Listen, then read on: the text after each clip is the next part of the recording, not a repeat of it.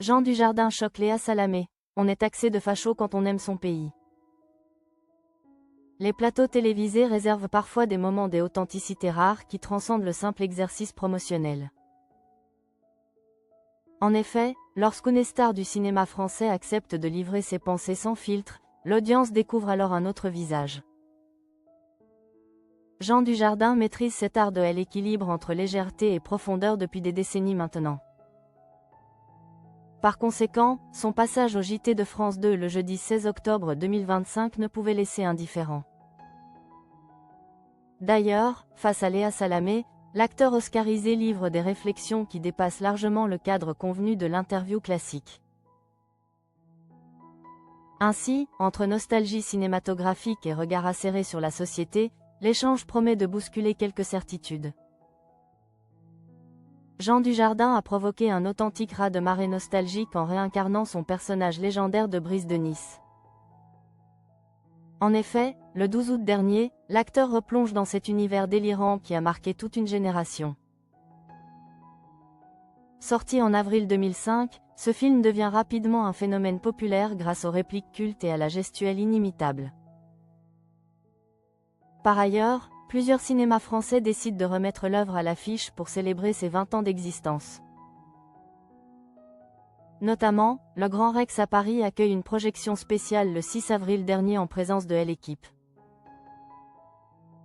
Le scénariste français confie alors tout sourire, « C'est mon Charlot à moi ». Un garde-fou quand les choses deviennent trop sérieuses. Effectivement, pour l'acteur, Brice de Nice représente bien plus qu'un simple rôle comique passager. Cette personnalité atypique fait désormais entièrement partie de son identité artistique et créative profonde. Après un Oscar pour The Artist et une carrière internationale, l'acteur prouve qu'il reste connecté à ses racines. Finalement, ce personnage lunaire continue de fédérer un public fidèle autour de valeurs simples. Cependant, c'est sur un autre terrain que Jean Dujardin surprend véritablement son auditoire récemment. Aux commandes du JT de 20h de France 2, Léa Salamé reçoit Jean Dujardin ce jeudi 16 octobre. Or, la journaliste découvre rapidement que son invité ne se contentera pas de promouvoir un projet. En effet, l'acteur questionne avec franchise le rapport des Français à l'information et à leur propre pays. Est-ce qu'on est pris en étau entre une politique parfois très instable comme en ce moment ? Interroge-t-il. Par ailleurs, Jean Dujardin compare notre dépendance aux médias à l'usage compulsif du GPS pour rentrer chez soi. On va regarder les infos pour avoir un avis alors qu'on peut avoir un avis sur la France, développe-t-il. Ensuite, l'acteur évoque la beauté du territoire français entre littoral, région et gastronomie avec une sincérité désarmante. Néanmoins, l'acteur français pointe un problème majeur. Le problème, c'est quand on le dit rapidement, on est taxé de facho. Ainsi, il dénonce cette récupération politique qui pollue tout débat serein sur l'identité nationale française.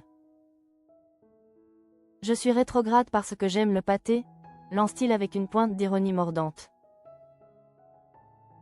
Finalement, l'acteur conclut en appelant à garder l'espoir malgré les tensions ambiantes qui traversent le pays. Cette déclaration franche ouvre la voie à un échange encore plus révélateur par la suite. Léa Salamé rappelle alors une déclaration de Jean Dujardin parue dans Paris Match la semaine précédente. Vous disiez en couverture, il est quand même chouette notre pays, souligne la journaliste. Qu'est ce que j'aille pas dit, réagit immédiatement l'acteur avec un mélange d'amusement et de lucidité. Par conséquent, la présentatrice creuse davantage en interrogeant ce paradoxe français, la France serait-elle un paradis peuplé de gens se croyant en enfer?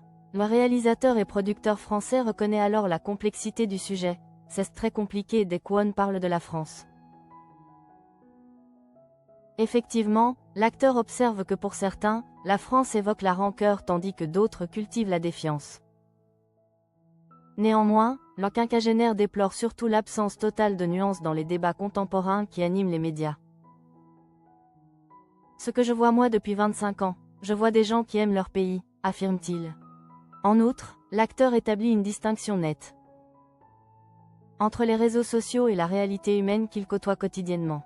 J'ai l'impression que les réseaux sociaux ne ressemblent pas aux humains que je rencontre, confie Jean Dujardin. Finalement, malgré un possible traitement de faveur, l'acteur témoigne d'une France où les gens semblent globalement heureux.